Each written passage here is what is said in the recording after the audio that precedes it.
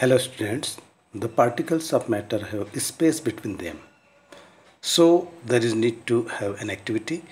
Particle matter के particle के बीच में स्पेस होती है, ये प्रूव करने के लिए हमें एक एक्टिविटी करना पड़ेगी। ये एक्टिविटी हम कर चुके थे और इसके आगे जो है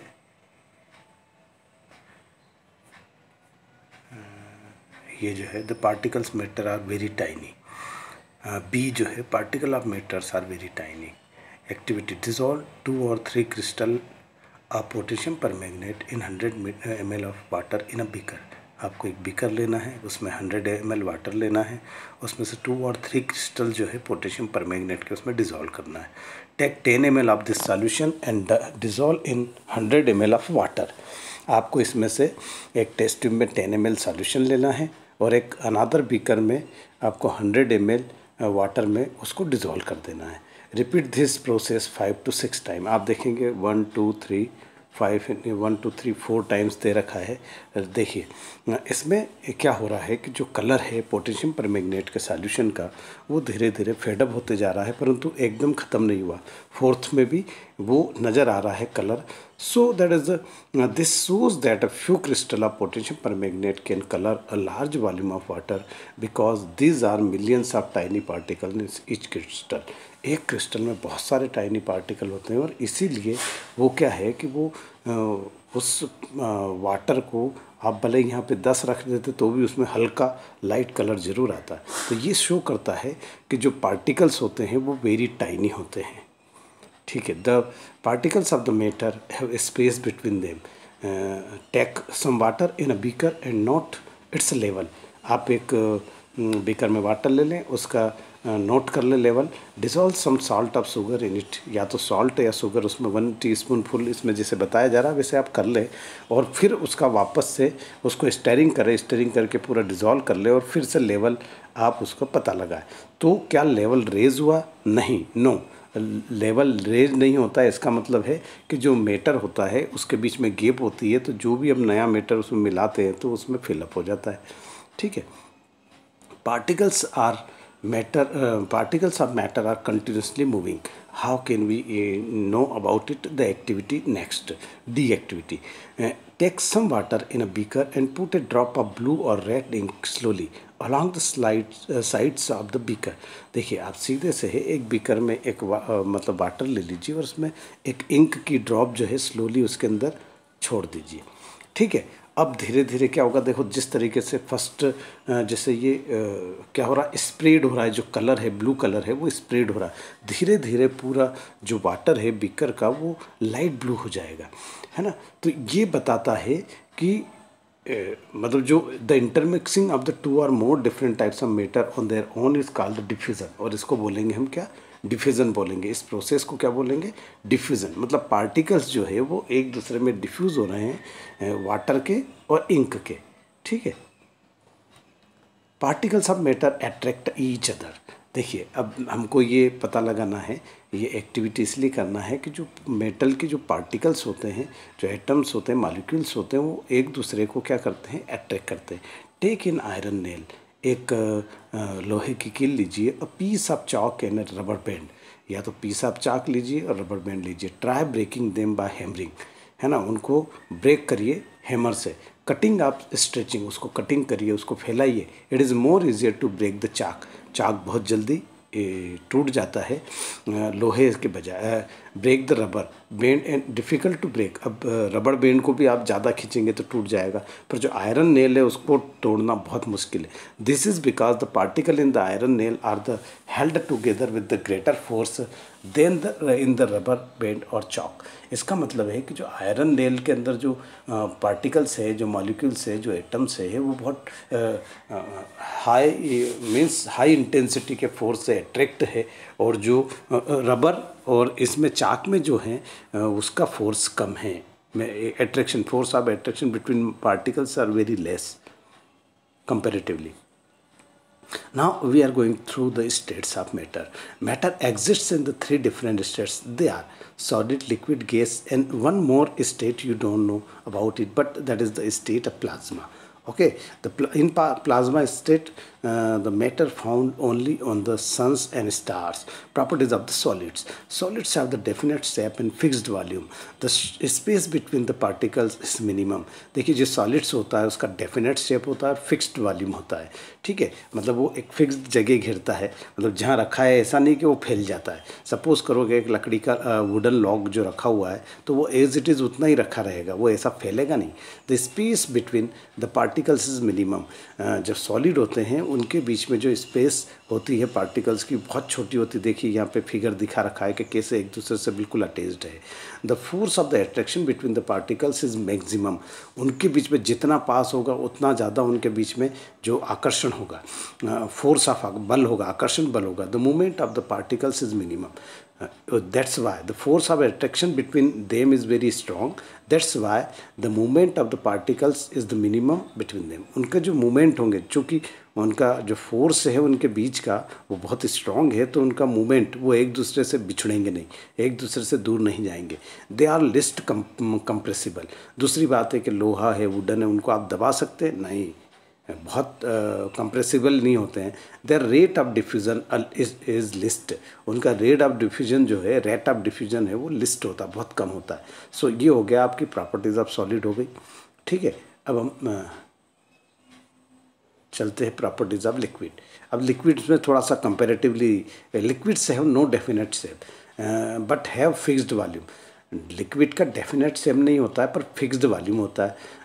liquid takes the shape of the container. जिसमें वो भरा जाता है उसका शेप ले लेता है। बॉटल में भरा तो बॉटल का शेप आ गया, बकेट में भरा तो बकेट का शेप आ गया, है ना, बीकर में भरा तो बीकर का आ गया, कॉनिकल फ्लास्क में अगर फिलअप किया तो कॉनिकल फ्लास्क का शेप आ जाएगा। The shape between the particles is intermediate. इनका जो स्पेस बिटवीन इंटरमीडिएबल होती है, इनके बीच की जो गैप होती है। The force of attraction between the particles is intermediate. Intermediate means ये है कि जो सॉलिड है उससे थोड़ा कम होगा और गैसेस से थोड़ा ज़्यादा होगा। The movement of the particles intermediate. They intermediate है मतलब मध्यम होता है। दे आर लेस कंप्रेसिबल, ये लेस कंप्रेसिबल होता है, ठीक है। There rate of diffusion is more than solid. Solid से ज़्यादा इसका रेट होता है। ये कंपेरिजन चल रहा है। चलिए next properties of gases. Gases have no definite shape of fixed volume. Gases occupy the whole space of the container. सबसे बड़ी बात है कि जो गैसेस होती है उनका कोई डेफिनेट शेप भी नहीं होता और वॉल्यूम भी नहीं होता। जहाँ जाती है वो पूरा क्या करती है, होल स्पेस को क्या कर लेती है, ऑक्यूपाई कर लेती है।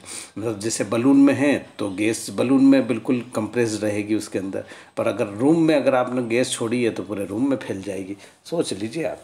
The space between the particles is maximum.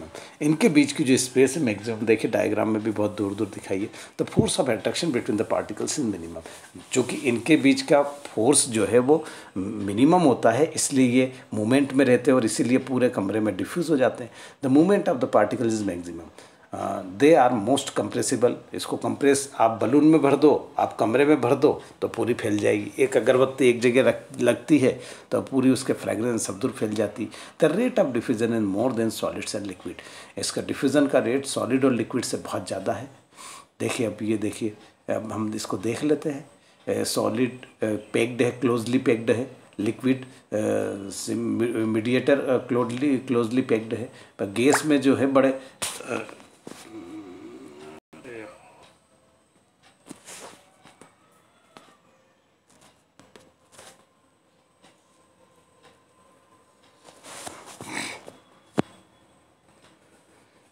देखिए गैस में जो है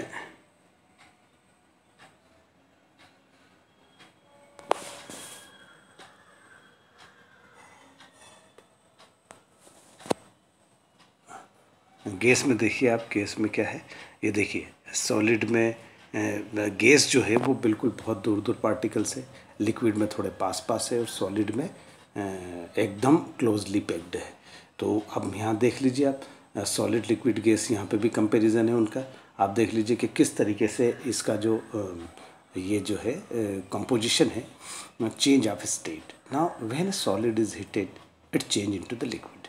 जब सॉलिड को हीट किया जाता है तो लिक्विड में चेंज हो जाता है। When a liquid is heated it's change into the gas, और जब लिक्विड को और जब हीट किया जाता है तो गैसियस स्टेट में आ जाता है। When a gas is cooled its change into liquid, और जब गैस को वापस से कूल किया जाता है तो लिक्विड में आ जाती है, और लिक्विड को जब कूल किया जाता है तो वो किस में आ जाता है, सॉलिड स्टेट्स में आ जाता है। और इसका बेस्ट एग्जांपल है ice is heated it's change into the water. जब आइस को हम हीट करते हैं तो वाटर में बदलता है, और वाटर को हीटेड करते हैं तो वाटर वेपर में बदलती है और स्टीम में बदल जाता है, और जब इसको स्टीम को कूल करते हैं तो वापस से वाटर में बदल जाता है। Okay, so that is the, जब हम उसको हीट करते हैं तो वो प्रोसेस कहलाती है एवेपोरेशन, और जब उसको कूल करते हैं तो उसको कहते हैं कंडेंसेशन। ओके, तो सॉलिड स्टेट कूल हीट किया है ना, और लिक्विड स्टेट में आया, फिर इधर आपने उसको फिर हीट किया तो गैसियस स्टेट में आया, जब गैसियस स्टेट से वापस गए तो कूल किया तो लिक्विड स्टेट में आया, और जब कूल किया तो सॉलिड स्टेट में आया। So that is the ice, water and boiling water and steam. Okay, that is the states of matter shown by this figure. Okay, now ice water ये condensation हो गया, मतलब वापस से अब आ जाता है melting and fusion. When a solid is heated the particles begin to vibrate with the great speed and begin to more and more freely। जैसे ही हम किसी सॉलिड को हीट करते हैं तो उसके पार्टिकल जो होते हैं वो वाइब्रेट करना शुरू कर देते हैं, और वो ग्रेट स्पीड के साथ मूव करते हैं, एक दूसरे से दूर फ्री होना शुरू हो जाते हैं।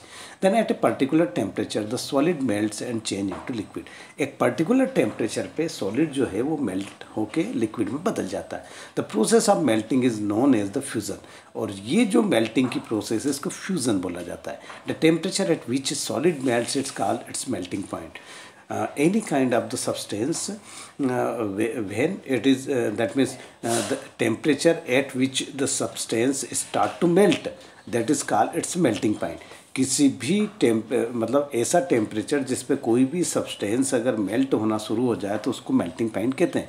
The melting point of ice is 0 degree Celsius और द 273 केल्विन, है ना। मेल्टिंग जो है 0 डिग्री सेल्सियस में मेल्ट होना शुरू हो जाता है। Latent heat of the fusion.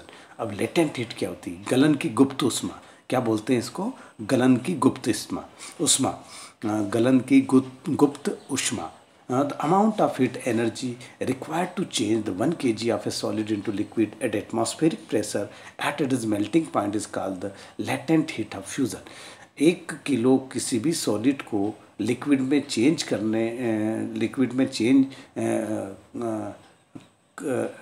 में चेंज करने पर एटमॉस्फेरिक प्रेशर और मतलब सामान्य एटमॉस्फेरिक नॉर्मल एटमॉस्फेरिक प्रेशर और पर अगर किसी भी 1 किलो लिक्विड सॉलिड को अगर हीट दिया जाए तो उसको लिक्विड में बदले, 1 किलो को बदलने के लिए जो हीट लगती है वो लेटेंट हीट ऑफ फ्यूजन कहलाती है।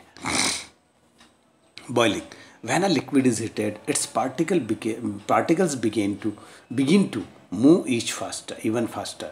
अब जब लिक्विड को हीट किया जाएगा तो कंपैरेटिवली सॉलिड से ज़्यादा जो पार्टिकल्स का मूवमेंट है वो लिक्विड में ज़्यादा होगा। Then at a particular temperature liquid begins to boil and change into gas vapour. सबसे बड़ी बात है कि जब किसी लिक्विड को जब गर्म किया जाता है तो बॉयल होना शुरू हो जाता है, और यही उसका बॉइलिंग पॉइंट होता है। Substance boiling point of a substance the temperature at which is start to boil, मतलब वो टेम्परेचर जो सब्सटेंस को एक मतलब बॉईल करना स्टार्ट कर देता है उसका बॉइलिंग पॉइंट कहलाता है।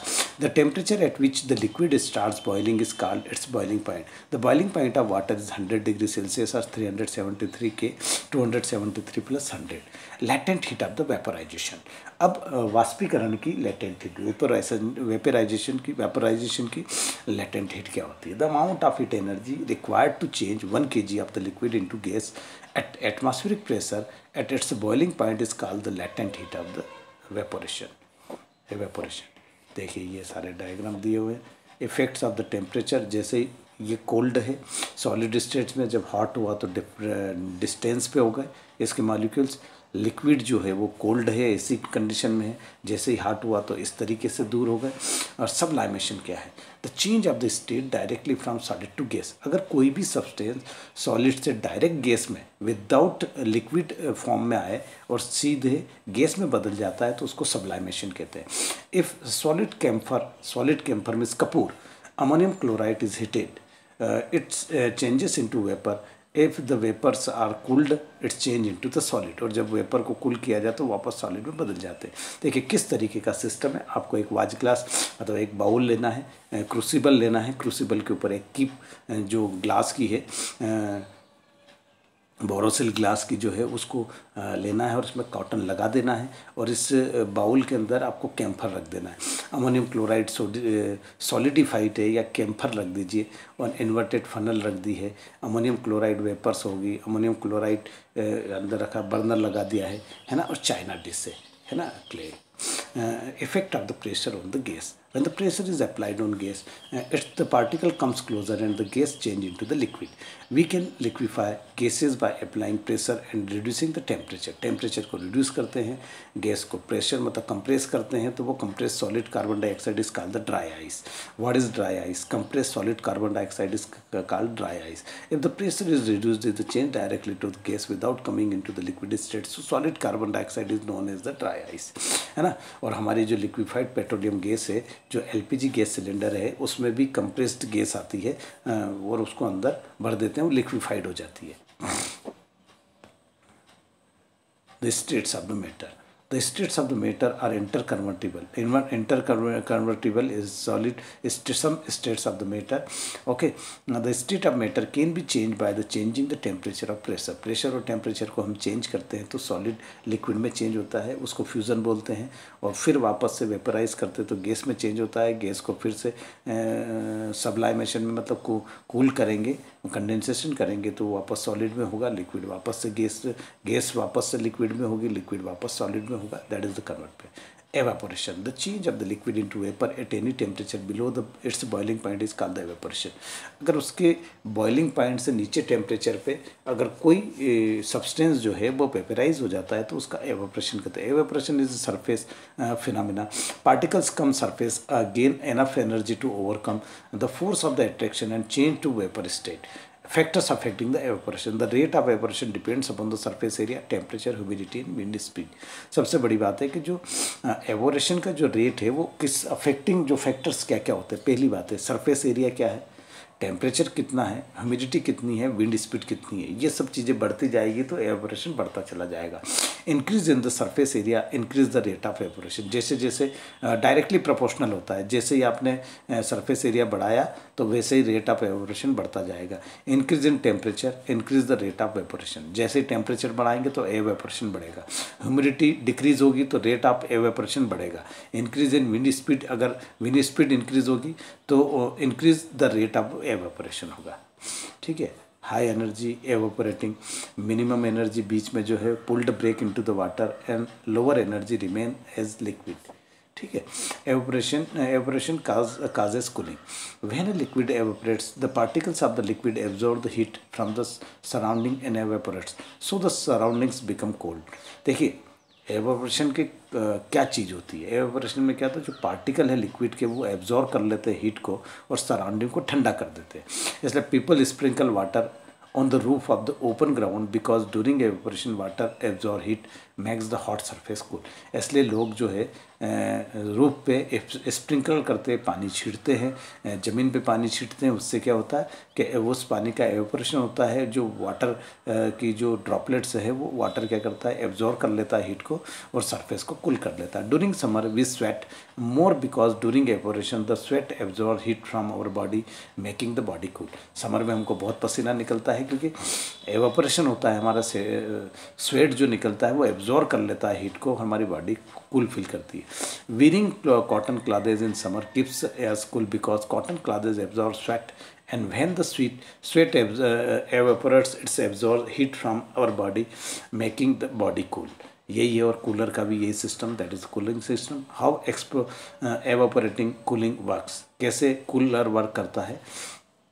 डेजर्ट कूलर जो इसके अंदर फिल्टर होता है, जो आपकी जो ग्रास की जो वो पेड्स लगे रहते हैं, वो पेड्स में पानी टपकता रहता है और धीरे धीरे वो जब एवेपोरेट होता है वाटर तो वो ठंडी हवा लाता है। ठीक है, सो that is this complete, this lesson is complete.